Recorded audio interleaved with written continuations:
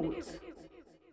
यवतमाळ येथील आयुर्वेदिक कॉलेज जवळ शिवाजी गार्डन बगीच्यामध्ये आरोग्यास हानिकारक असलेल्या अस्वच्छता, घाण, कचरा, धूम्रपान विद्यार्थी व विद्यार्थिनी गार्डनमध्ये अश्लील चाळे करत असताना आढळतात। या त्रासामुळे आजूबाजूच्या रहिवाशांना आपली घरे विकायला काढली आहेत। तसेच या बगीचाला चौकीदार देण्याबाबत तसेच बगीच्याजवळ एखादी मोठी अनुचित घटना घडू नये म्हणून या ठिकाणी पोलीस बंदोबस्त देण्यात यावे असे निवेदनद्वारे यवतमाळ शहर काँग्रेस कमिटीतर्फे माननीय जिल्हाधिकारी साहेब यांना देण्यात आले।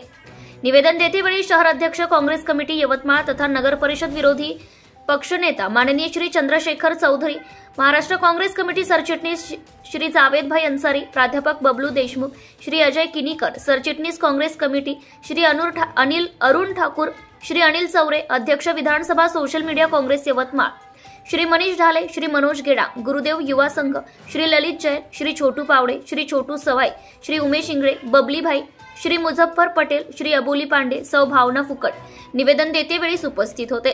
नगरमधील नागरिकांच्या निवेदन देतेवेळेस असंख्य सह्या आहेत। Subscribe now and press the bell icon. Never miss an update.